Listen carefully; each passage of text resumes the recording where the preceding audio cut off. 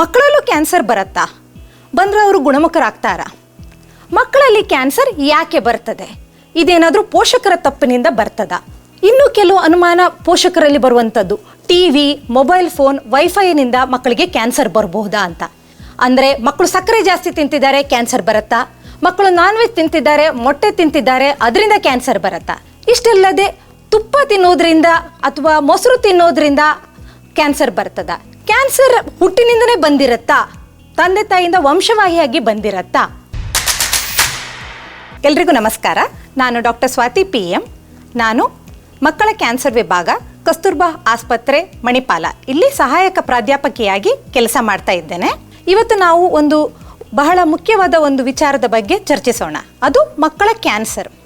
ಮಕ್ಕಳಲ್ಲೂ cancer ಬರುತ್ತಾ? ಬಂದರೆ ಅವರು ಗುಣಮುಖರಾಗ್ತಾರಾ? ಖಂಡಿತವಾಗಿಯೂ ಮಕ್ಕಳಲ್ಲಿ ಕ್ಯಾನ್ಸರ್ ಅಪರೂಪ, ಆದರೆ ಅಸಾಧ್ಯವೇನಲ್ಲ. ಆದರೆ ಇಂದಿನ ವೈದ್ಯಕೀಯ ರಂಗದ ಪ್ರಗತಿಯಲ್ಲಿ ಬಹುತೇಕ ಮಕ್ಕಳಲ್ಲಿ ಬರುವಂಥ ಕ್ಯಾನ್ಸರನ್ನು ಸಂಪೂರ್ಣವಾಗಿ ಗುಣಪಡಿಸಲಿಕ್ಕೆ ಸಾಧ್ಯ ಇದೆ. ಅಂಕಿಅಂಶದ ಪ್ರಕಾರದಲ್ಲಿ ಹೇಳುವುದಾದರೆ 70-80% ಮಕ್ಕಳಲ್ಲಿ ಬರುವಂಥ ಕ್ಯಾನ್ಸರನ್ನು ಪೂರ್ಣ ರೂಪದಲ್ಲಿ ಗುಣಪಡಿಸಬಹುದು. ಅದರಲ್ಲೂ ಕೆಲವೊಂದು ವಿಧದ ಕ್ಯಾನ್ಸರ್, ಲಿಂಫೋಮಾ, ಲುಕೀಮಿಯಾ, ವಿಲ್ಮ್ಸ್ ಟ್ಯೂಮರ್ನಂಥ ಕ್ಯಾನ್ಸರ್ಗಳಲ್ಲಿ ಗುಣಮುಖರಾಗುವ ಸಾಧ್ಯತೆ ಇನ್ನೂ ಜಾಸ್ತಿ, ಅಂದರೆ 90%ಕ್ಕೂ ಕೂಡ ಮೀರಿದೆ. ಹಾಗಾಗಿ ಮಕ್ಕಳಲ್ಲಿ ಕ್ಯಾನ್ಸರ್ ಬಂದರೆ ಅದೇ ಅಂತ್ಯ ಅಲ್ಲ, ಅವರನ್ನು ಗುಣಪಡಿಸ್ಬೋದು. ಮಕ್ಕಳಲ್ಲಿ ಬರುವಂಥ ಕ್ಯಾನ್ಸರ್ನ ಲಕ್ಷಣಗಳು ಏನು ಹಾಗಾದರೆ? ಯಾವುದಾದ್ರೂ ಜ್ವರ 2 ವಾರಕ್ಕಿಂತ ಜಾಸ್ತಿನೂ ಕೂಡ ಇದ್ದರೆ, ಹೆಚ್ಚಾಗಿ ಮಕ್ಕಳಲ್ಲಿ ಜ್ವರ ಬರೋದು ಸೋಂಕಿನಿಂದಾಗಿಯೇ. ಆದರೆ ಸೋಂಕು ಇಲ್ಲದೆ 2 ವಾರಕ್ಕಿಂತ ಜಾಸ್ತಿಯಾಗಿ ಈ ಜ್ವರ ಬರ್ತಾ ಇದ್ದರೆ ಅದು ಕ್ಯಾನ್ಸರ್ನ ಲಕ್ಷಣವಾಗಿರ್ಬೋದು. ಅದರೊಂದಿಗೆ ತೂಕ ಕಡಿಮೆ ಆಗೋದು, ತುಂಬ ನಿಶ್ಶಕ್ತಿ ಆಗುವಂಥದ್ದು, ತುಂಬ ಸುಸ್ತಾಗುವಂಥದ್ದು, ಮಗು ಬೆಳಚುಗಟ್ಟುವಂಥದ್ದು, ಮಗುವಿನ ಹೊಟ್ಟೆಯಲ್ಲಿ ಊತ ಬರುವಂಥದ್ದು, ಮಗುವಿನ ಚರ್ಮದ ಮೇಲೆ ನೀಲಿ ನೀಲಿ ಕಲೆಗಳು ಕಂಡು ಬರುವಂಥದ್ದು, ಮೂಳೆ ಅಥವಾ ಎಲುಬಿನ ನೋವು ನಿರಂತರವಾಗಿ ಬರ್ತಾ ಇರುವಂಥದ್ದು, ಯಾವುದಾದ್ರೂ ಭಾಗದಲ್ಲಿ ಗಡ್ಡೆ ಅಥವಾ ಸ್ವೆಲ್ಲಿಂಗ್ ಗೊತ್ತಾಗುವಂಥದ್ದು, ಇವೆಲ್ಲವೂ ಕೂಡ ಮಕ್ಕಳ ಕ್ಯಾನ್ಸರ್ನ ಲಕ್ಷಣಗಳಾಗಿರಬಹುದು. ಇಂತಹ ರೀತಿಯ ಚಿಹ್ನೆಗಳೇನಾದರೂ ಕಂಡು ಬಂದರೆ ಕೂಡಲೇ ಹತ್ತಿರದ ಮಕ್ಕಳ ವೈದ್ಯರನ್ನು ಮೊದಲು ಸಂಪರ್ಕಿಸಿ ಸೋಂಕು ಏನೂ ಇಲ್ಲ ಎನ್ನುವುದನ್ನು ಖಚಿತಪಡಿಸ್ಕೊಂಡ ನಂತರ ನುರಿತ ಡಾಕ್ಟರ್ ಹತ್ರ ತೋರಿಸುವಂಥದ್ದು ತುಂಬ ಮುಖ್ಯವಾಗ್ತದೆ. ಯಾಕಂದರೆ ಸರಿಯಾದ ಸಮಯದಲ್ಲಿ ಪತ್ತೆ ಹಚ್ಚಿ ಸರಿಯಾದ ರೀತಿಯ ಟ್ರೀಟ್ಮೆಂಟ್ ಅಥವಾ ಚಿಕಿತ್ಸೆಯನ್ನು ಕೊಟ್ಟರೆ ಈ ಮಗುವನ್ನು ಗುಣಪಡಿಸಲಿಕ್ಕೆ ಸಾಧ್ಯ ಇದೆ. ಇದಲ್ಲದೆ ಮಕ್ಕಳ ಕ್ಯಾನ್ಸರ್ ಬಗ್ಗೆ ಕುರಿತಾದಂಥ ಕೆಲವೊಂದು ಅನುಮಾನಗಳು, ಬಹುತೇಕ ಸಂದೇಹಗಳು, ಪ್ರಶ್ನೆಗಳು ಎಲ್ಲರಲ್ಲಿ ಇರ್ಬೋದು. ಅದನ್ನು ಉತ್ತರಿಸ್ಲಿಕ್ಕೆ ಆಗ್ತದಾ ಅಂತ ನೋಡೋಣ. ಮಕ್ಕಳಲ್ಲಿ ಕ್ಯಾನ್ಸರ್ ಯಾಕೆ ಬರ್ತದೆ? ಇದೇನಾದರೂ ಪೋಷಕರ ತಪ್ಪಿನಿಂದ ಬರ್ತದ? ಖಂಡಿತವಾಗಿಯೂ ಇಲ್ಲ. ಪೋಷಕರ ತಪ್ಪಿನಿಂದಾಗಿ ಅಥವಾ ಪೋಷಕರ ಆಹಾರ ಶೈಲಿ ಅಥವಾ ಪೋಷಕರ ಜೀವನ ಶೈಲಿಯಿಂದ ಮಕ್ಕಳ ಕ್ಯಾನ್ಸರ್ ಬರುವುದಿಲ್ಲ. ಹಾಗಾದರೆ ಮಕ್ಕಳ ಕ್ಯಾನ್ಸರ್ ಯಾಕೆ ಬರ್ತದೆ? 90%ಕ್ಕಿಂತ ಹೆಚ್ಚಿನ ಮಕ್ಕಳ ಕ್ಯಾನ್ಸರ್ ಬರೋದಕ್ಕೆ ಇಂಥದ್ದೇ ಆದಂತಹ ಕಾರಣ ಇರುವುದಿಲ್ಲ. ಯಾಕಂದರೆ ಮಕ್ಕಳಲ್ಲಿ ಯಾವುದೇ ರೀತಿಯ ದುರಭ್ಯಾಸ ಇರುವುದಿಲ್ಲ, ಅವರ ಜೀವನ ಶೈಲಿ ಇನ್ನೂ ಶುರುವಾಗಬೇಕಷ್ಟೇ ಇರ್ತದೆ. ಹಾಗಾಗಿ 90% ಈ ಕ್ಯಾನ್ಸರ್ಗಳಲ್ಲಿ ಯಾವುದೇ ರೀತಿಯ ಕಾರಣ ಅನ್ನುವಂಥದ್ದು ಇರುವುದಿಲ್ಲ. ಇನ್ನು ಕೆಲವು ಅನುಮಾನ ಪೋಷಕರಲ್ಲಿ ಬರುವಂಥದ್ದು, ಟಿವಿ, ಮೊಬೈಲ್ ಫೋನ್, ವೈಫೈನಿಂದ ಮಕ್ಕಳಿಗೆ ಕ್ಯಾನ್ಸರ್ ಬರಬಹುದಾ ಅಂತ. ಈ ವಿಚಾರದಲ್ಲಿ ಯಾವುದೇ ವೈಜ್ಞಾನಿಕ ಸಾಕ್ಷ್ಯಾಧಾರಿತ ಇಲ್ಲ. ಹಾಗಾಗಿ ಟಿವಿ, ವೈಫೈ, ಮೊಬೈಲ್ ಫೋನ್ನಿಂದ ಮಕ್ಕಳಿಗೆ ಕ್ಯಾನ್ಸರ್ ಬರುವುದಿಲ್ಲ. ಮಕ್ಕಳ ಆಹಾರ ಪದ್ಧತಿಯಿಂದಾಗಿ ಕ್ಯಾನ್ಸರ್ ಬರ್ತದಾ? ಅಂದರೆ ಮಕ್ಕಳು ಸಕ್ಕರೆ ಜಾಸ್ತಿ ತಿಂತಿದ್ದಾರೆ, ಕ್ಯಾನ್ಸರ್ ಬರುತ್ತಾ? ಮಕ್ಕಳು ನಾನ್ ವೆಜ್ ತಿಂತಿದ್ದಾರೆ, ಮೊಟ್ಟೆ ತಿಂತಿದ್ದಾರೆ, ಅದರಿಂದ ಕ್ಯಾನ್ಸರ್ ಬರುತ್ತಾ? ಇಲ್ಲ. ಮಕ್ಕಳಿಗೆ ಉತ್ತಮ ಬೆಳವಣಿಗೆ ಆಗಬೇಕಾದ್ರೆ ಪ್ರೋಟೀನ್, ಕಾರ್ಬೋಹೈಡ್ರೇಟ್, ಫ್ಯಾಟ್ ಎಲ್ಲವೂ ಕೂಡ ಅಗತ್ಯ. ಸಮತೋಲಿತ ಆಹಾರ ಪದ್ಧತಿ ಅನ್ನುವಂಥದ್ದು ತುಂಬ ಅಗತ್ಯ. ಯಾವುದೇ ಒಂದು ವಸ್ತುವನ್ನು ನಿಯಮಿತ ರೀತಿಯಲ್ಲಿ ಉಪಯೋಗಿಸಿದರೆ ಅದರಿಂದ ಹಾನಿ ಇರುವುದಿಲ್ಲ. ಹಾಗಂತ ಹೇಳಿ ಜಂಕ್ ಪದಾರ್ಥದ ಸೇವನೆ ಒಳ್ಳೆಯದ? ಅದು ಯಾವ ರೀತಿಯಲ್ಲೂ ಕೂಡ ಆರೋಗ್ಯಕ್ಕೆ ಒಳ್ಳೆಯದಲ್ಲ. ನಿಯಮಿತವಾಗಿ ಲಿಮಿಟೆಡ್ ಅಮೌಂಟಲ್ಲಿ ಜಂಕ್ ಆಹಾರವನ್ನು ಸೇವಿಸಿದರೆ ಅದರಿಂದ ತೊಂದರೆ ಬರುವುದಿಲ್ಲ. ಆದರೆ ಅತಿಯಾದರೆ ಯಾವುದೂ ಕೂಡ ದೇಹಕ್ಕೆ ಹಾನಿಯನ್ನು ಮಾಡಬಹುದು. ಇಷ್ಟಲ್ಲದೆ ತುಪ್ಪ ತಿನ್ನೋದ್ರಿಂದ ಅಥವಾ ಮೊಸರು ತಿನ್ನೋದ್ರಿಂದ ಕ್ಯಾನ್ಸರ್ ಬರ್ತದ? ಇಲ್ಲ. ತುಪ್ಪ ಮತ್ತು ಮೊಸರು ಕೂಡ ದೇಹದ ನಿಯಮಿತ ಆಹಾರಕ್ಕೆ ಅಗತ್ಯವಾಗಿರೋದ್ರಿಂದ ಅದರಿಂದ ಯಾವುದೇ ರೀತಿಯ ಕ್ಯಾನ್ಸರ್ ಬರುವುದಿಲ್ಲ. ಕ್ಯಾನ್ಸರ್ ಹುಟ್ಟಿನಿಂದನೇ ಬಂದಿರತ್ತಾ? ತಂದೆ ತಾಯಿಯಿಂದ ವಂಶವಾಹಿಯಾಗಿ ಬಂದಿರತ್ತಾ? 10%ಕ್ಕಿಂತ ಕಡಿಮೆಯ ಮಕ್ಕಳಲ್ಲಿ ಬರುವಂಥ ಕ್ಯಾನ್ಸರ್ಗಳು ಸಿಂಡ್ರೋಮ್ ಅಥವಾ ವಂಶವಾಹಿಯಾಗಿ ಬರುವಂಥ ಕೆಲವು ಕಾಯಿಲೆಗಳೊಂದಿಗೆ ಹೊಂದಿಕೊಂಡಿರ್ಬೋದು. ಉಳಿದಂಥ ಯಾವ ಕ್ಯಾನ್ಸರಿಗೂ ಕೂಡ ಹುಟ್ಟಿನಿಂದ ಬರುವಂಥದ್ದಲ್ಲ. ಕ್ಯಾನ್ಸರ್ ಒಂದು ಸರಿ ದೇಹದಲ್ಲಿ ಬಂದಾಗ ಅದರ ಲಕ್ಷಣಗಳು ಬರೋದಕ್ಕೆ ಕೆಲವು ದಿನಗಳಿಂದ ಕೆಲವು ವಾರಗಳು ಸಾಕಾಗ್ತದೆ. ಹಾಗಾಗಿ ವರ್ಷಾನುಗಟ್ಲೆ ಅದು ದೇಹದಲ್ಲಿ ಇದ್ದು ಆಮೇಲೆ ತೋರಿಸ್ಕೊಳ್ಳುವಂಥದ್ದು ಆಗಿರುವುದಿಲ್ಲ.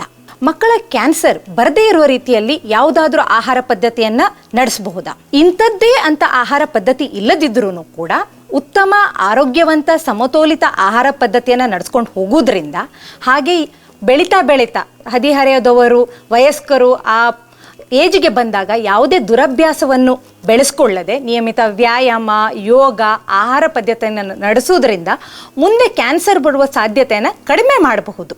ಕ್ಯಾನ್ಸರ್ನ ಚಿಕಿತ್ಸೆಗೆ ಬರೋಣ.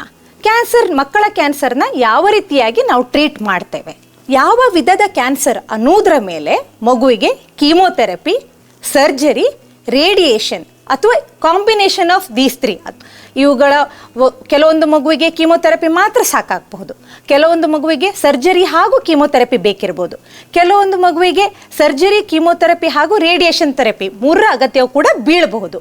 ಅದು ಕ್ಯಾನ್ಸರ್ನ ವಿಧ ಹಾಗೂ ಸ್ಟೇಜಿನ ಮೇಲೆ ನಿರ್ಧರಿತವಾಗ್ತದೆ. ಇದಲ್ಲದೆ ಇತ್ತೀಚೆಗೆ ಇಮ್ಯುನೋಥೆರಪಿ, ಕಾರ್ಟಿಸೆಲ್ ಥೆರಪಿ, ಬೋನ್ ಮ್ಯಾರೋ ಟ್ರಾನ್ಸ್ಪ್ಲಾಂಟ್ನಂತಹ ಅತ್ಯಾಧುನಿಕ ಚಿಕಿತ್ಸೆಗಳು ಕೂಡ ಮಕ್ಕಳ ಕ್ಯಾನ್ಸರ್ ಚಿಕಿತ್ಸೆಯಲ್ಲಿ ನೀಡಲಾಗ್ತಾ ಇದೆ. ಚಿಕಿತ್ಸೆಗೆ ಬಂದಾಗಲೂ ಕೂಡ ಬಹಳಷ್ಟು ಪ್ರಶ್ನೆಗಳು ಕಂಡು ಬರ್ತದೆ. ಮಕ್ಕಳ ಕ್ಯಾನ್ಸರ್ ಟ್ರೀಟ್ಮೆಂಟ್ ಕ್ಯಾನ್ಸರ್ಗಿಂತ ಭಯಾನಕವಾದದ್ದು. ಮಕ್ಕಳ ಕ್ಯಾನ್ಸರ್ಗೆ ಅಂತ ಕೀಮೋಥೆರಪಿ ಕೊಟ್ಟಾಗ ಅವರ ದೇಹ ಸಂಪೂರ್ಣವಾಗಿ ಹಾಳಾಗ್ತದೆ ಅನ್ನುವಂಥ ಮಿಥ್ಯೆ ಕೆಲವರ ಭಾವನೆಗಳಲ್ಲಿ ಇರ್ತದೆ.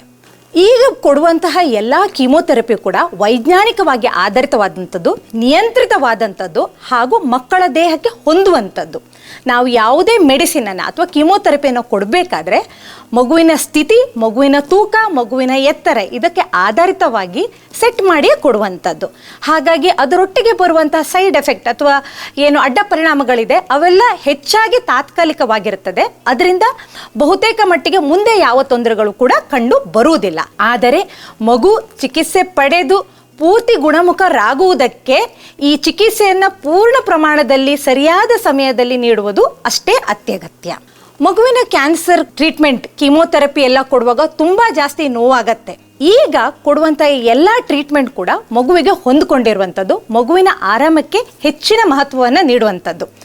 ನಾವು ಪೀಡಿಯಾಟ್ರಿಕ್ ಆಂಕಾಲಜಿಸ್ಟ್ ಅಥವಾ ಮಕ್ಕಳ ಕ್ಯಾನ್ಸರ್ ತಜ್ಞರು ನಮ್ಮೊಂದಿಗೆ ಪ್ರತಿ ಹಂತದಲ್ಲೂ ಕೂಡ ಪೇನ್ ಆ್ಯಂಡ್ ಪ್ಯಾಲಿಯೇಟಿವ್ ಮೆಡಿಸಿನ್ ಅಥವಾ ನೋವು ನಿವಾರಣೆ ಮಾಡುವಂತಹ ತರಬೇತಿ ಪಡೆದಂತಹ ತಜ್ಞ ವೈದ್ಯರು ಕೂಡ ಕೆಲಸ ಮಾಡ್ತಾ ಇರ್ತಾರೆ.